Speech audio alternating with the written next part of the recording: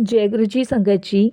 संगत जी, गुरु जी की कृपा, गुरु जी के आशीर्वाद से आज का जो सत्संग मैं आप सभी के साथ शेयर कर रही हूँ वो प्रिया आंटी का सत्संग है। ये बहुत प्यारा और ब्लेसिंगफुल सत्संग है। तो मेरी विनती है आप सभी गुरु परिवार से कि आप सत्संग को अंत तक सुनिए, ध्यान से सुनिए, पूरा सुनिए।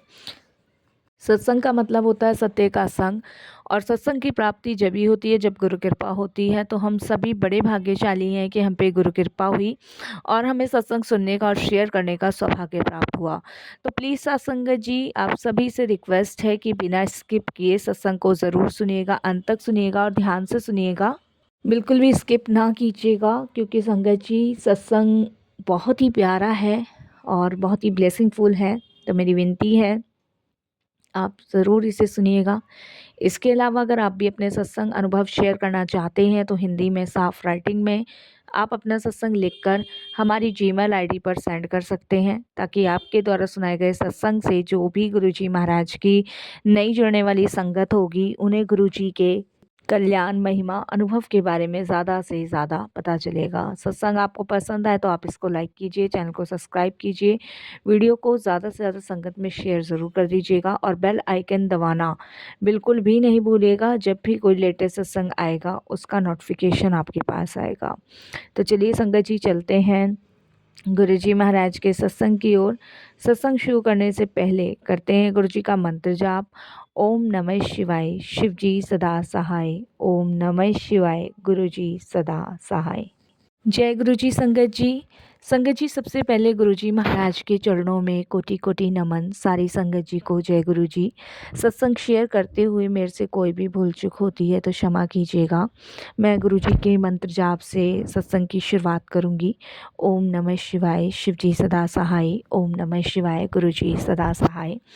साथ संगत जी, आज जो मैं अपना शुक्राना सत्संग शेयर कर रही हूँ ये गुरुजी की कृपा से कर रही हूँ, और मैं बहुत बहुत धन्यवाद प्रभु का प्रकट करना चाहती हूँ कि मेरी लाइफ में गुरुजी आए और मेरे जीवन में आने के बाद उन्होंने मुझे बहुत सारी परेशानियों से निकाला है, बहुत ऐसे नेगेटिव लोगों से दूर किया है जो मेरी लाइफ में आकर मुझे अंदर से खोखला कर रहे थे।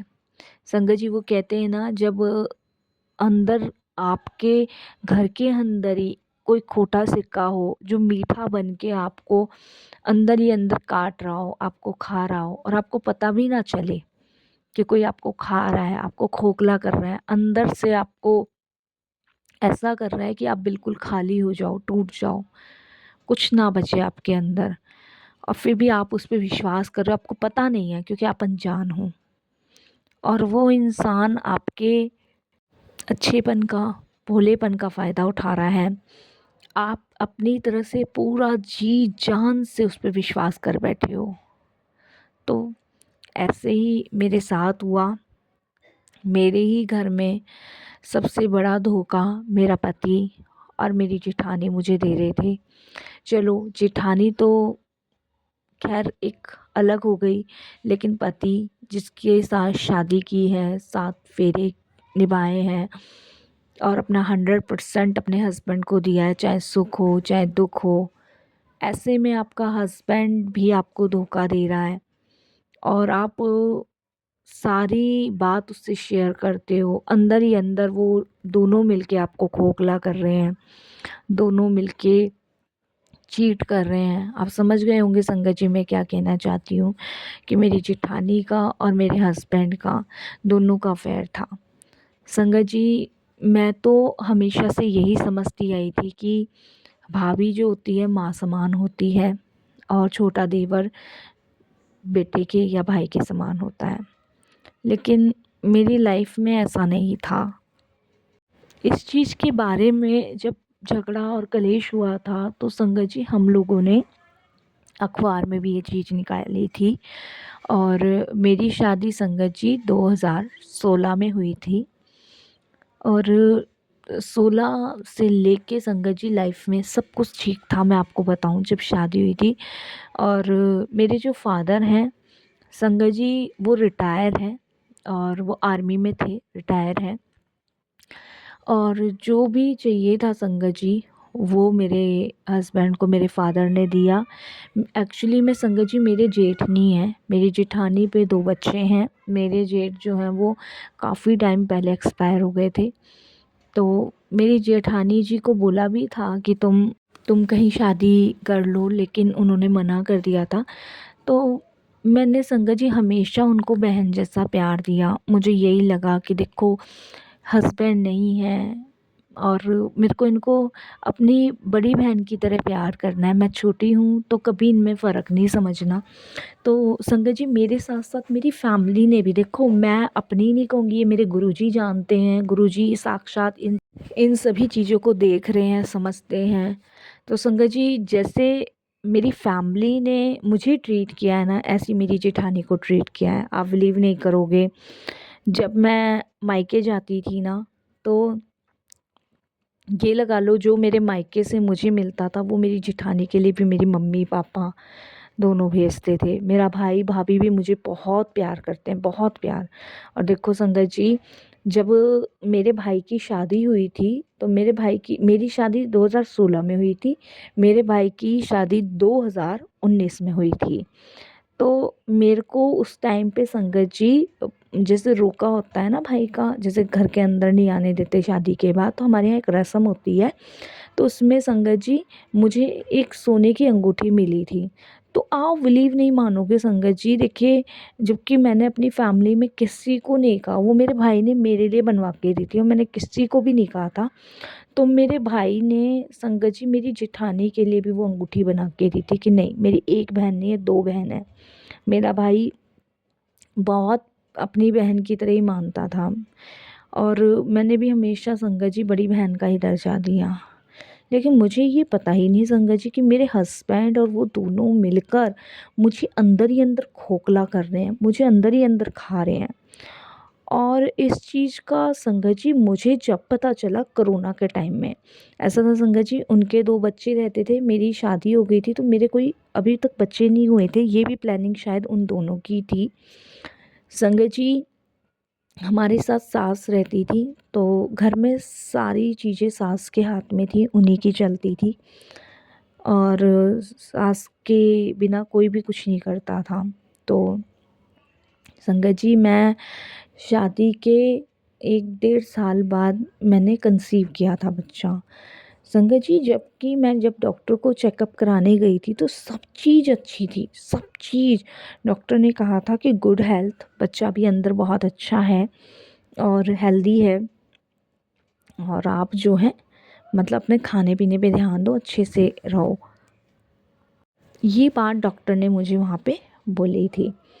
अब संगत जी मैं जो थी ऐसी बिल्कुल बड़ी खुश थी, मेरी सास भी बहुत खुश थी संगत जी कि मैं प्रेग्नेंट हूँ।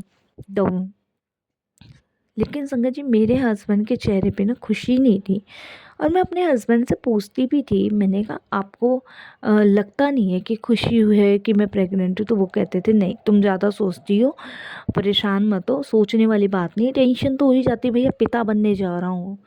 लेकिन संगत जी उन्हें पिता बनने की टेंशन नहीं थी, उन्हें टेंशन इस चीज़ की थी कि उधर से वो उनको टॉर्चर कर रही थी उनकी भाभी, ये कह के कि अब ये प्रेग्नेंट भी हो गई है।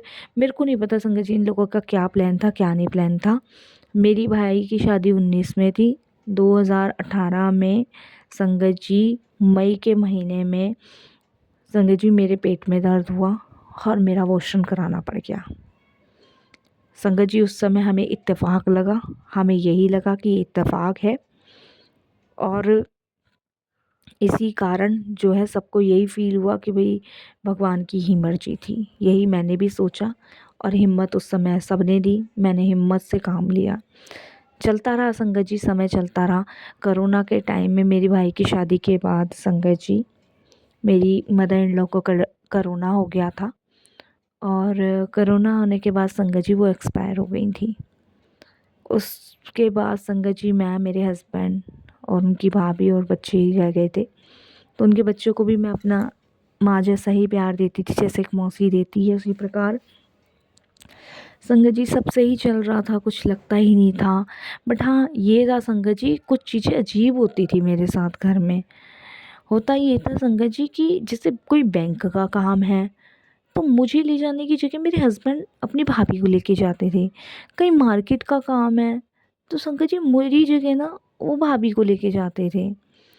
और भाभी खुद कहती थी कि मैं ले आऊँगी, तुम्हें सब्ज़ी की समझ नहीं है। मैं कुछ नहीं, मैं ऐसे ही सोचती थी। मैंने कहा ठीक है भई, ये अब सास के बाद यही सँभालेंगी घर। उसके बाद संगत जी कहीं शादी का इन्विटेशन है, कहीं दूर शादी है तो ये दोनों जाते थे। मैं घर में बच्चों को सँभालती थी। मेरे को कभी ऐसा लगा ही नहीं, ना मेरे को कभी ऐसा फ़ील हुआ। तो संगत जी मेरी एक फ्रेंड थी जिसका नाम नैना है।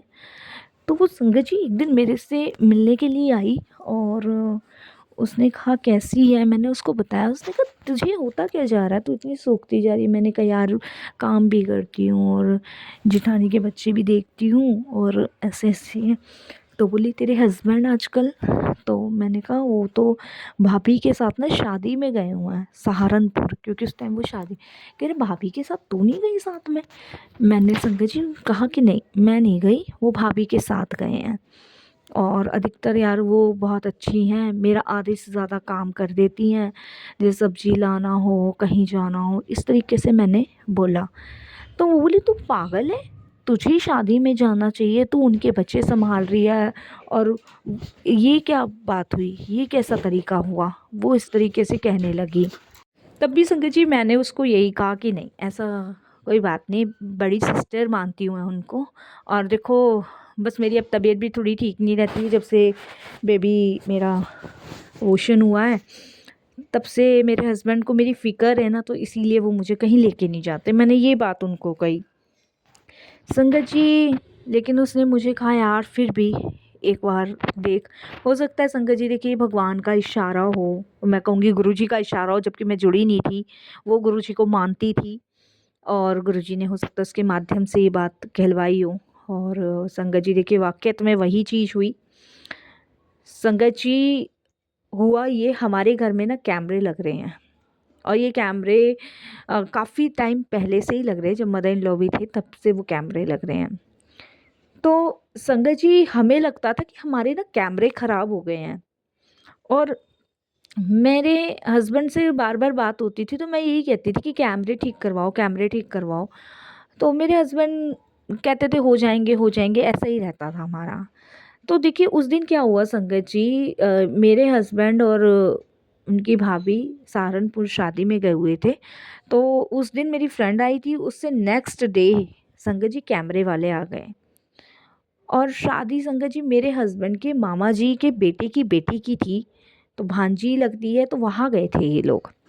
तो संगत जी कैमरे वाले आ गए, तो संगत जी सबको तो यही पता था कैमरे ख़राब हैं। और हुआ ये संगत जी, जब कैमरे वाले ने कैमरे देखे तो वो कहता है कि मैडम कैमरे तो ठीक है। मैंने कहा कैमरे ठीक है? कि हाँ कैमरे तो ठीक है, कैमरे में तो कोई दिक्कत नहीं है। इसका तार जो है वो निकला हुआ है, बाकी वो ऊपर जो कैमरा आपके लग रहा है ना, जो हमारे चौक में लग रहा था संगत जी लॉबी में, वो कैमरा चालू था, उसपे तो किसी की नज़र गई ही नहीं। तो संगत जी मैंने कहा अच्छा, तो संगत जी वो कैमरा जो है वो कवर करता है, एक तो किचन को कवर करता है, एक संगत जी वो कवर करता है मेरे रूम को और एक वो कवर करता है संगत जी ऊपर जीने की तरफ छत को।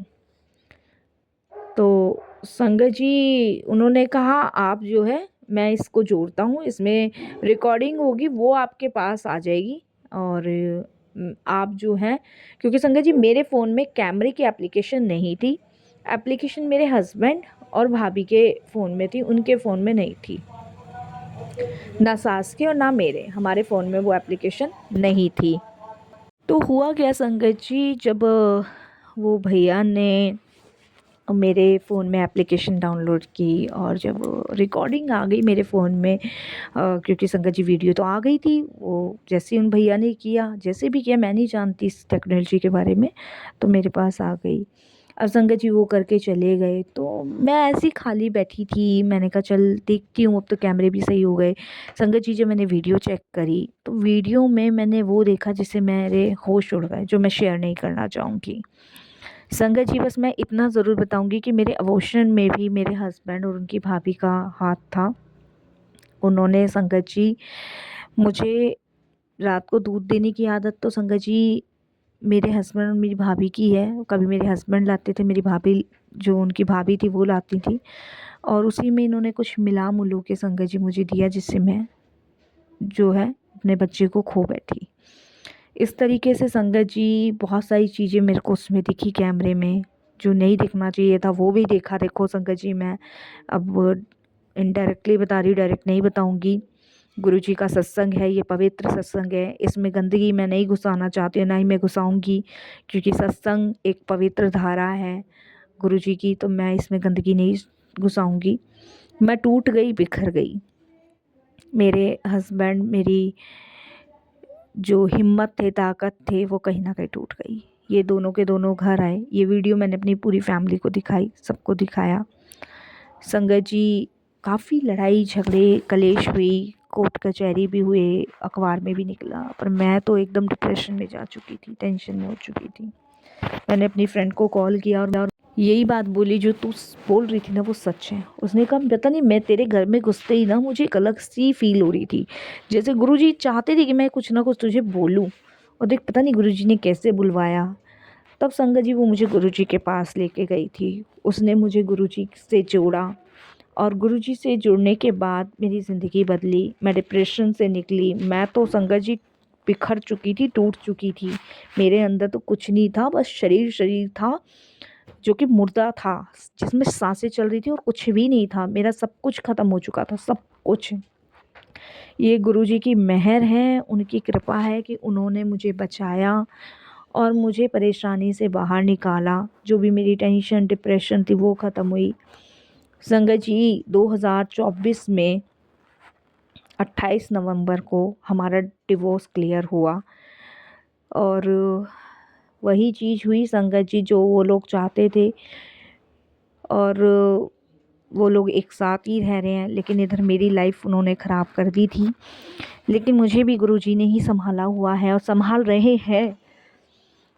पापा कहते हैं कि कहीं और लड़का देख के शादी करूँगा, लेकिन मैं नहीं करना चाहती संगत जी। इस सत्संग को लिखते हुए मैं अपने आंसू भी नहीं रोक पाती हूँ कभी कभी तो, लेकिन मैं शेयर करती हूँ। इसे शेयर करने की हिम्मत गुरुजी देते हैं। सत्संग बहुत लंबा है ये।